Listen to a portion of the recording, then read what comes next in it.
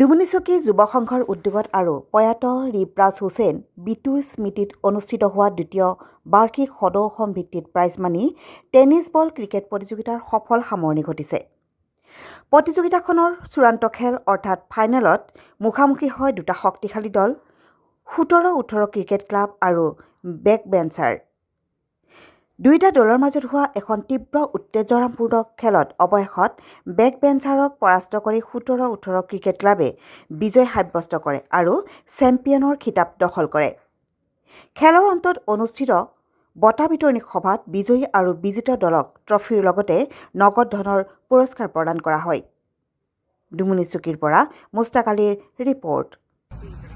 ৰিবৰাজ হুছেইন বিটু সহনীত ডুমুনিচকী যুৱ সংঘৰ উদ্যোগত সদৌ-অসম ভিত্তিক ক্ৰিকেট প্ৰতিযোগিতা আয়োজন কৰা হৈছিল। এই খেলৰ আজি ইতিমধ্যে চূড়ান্ত খেল হৈ যায়। এই চূড়ান্ত খেলত দুটা ভাল দল মুখামুখি হয়। এটা হ'ল 17-18 ক্ৰিকেট ক্লাব আৰু আনটো হ'ল বেকবেঞ্চাৰ ক্ৰিকেট ক্লাব। দুয়োটি দলে খুব ভাল খেল প্ৰদৰ্শন কৰে। এই খেলত বিজয় লাভ কৰে 17-18 ক্ৰিকেট ক্লাব আৰু পৰাস্ত লাভ কৰে বেকবেঞ্চাৰ ক্ৰিকেট ক্লাব। আমি দুয়োটি দলকে অৰ্থাৎ প্ৰথম পুৰস্কাৰ লাভ কৰা দলটিক নগদ 10,001 টকা আৰু লগতে ট্ৰফি দিয়া হয়, আৰু দ্বিতীয় পুৰস্কাৰ যিজনে লাভ কৰে তেওঁক 6,001 টকা লগতে ট্ৰফিটো দিয়া হয়, আৰু মেন অফ দ্য মেটছৰ এটা আকৰ্ষণীয় ট্ৰফি এজন যুৱকে লাভ কৰে। যথেষ্ট ৰাইজৰ আমি সমাগম পাইছোঁ।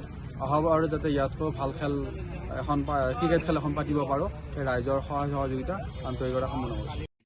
যিকোনো খবৰ আৰু বিজ্ঞাপনৰ বাবে যোগাযোগ কৰক 7896121996।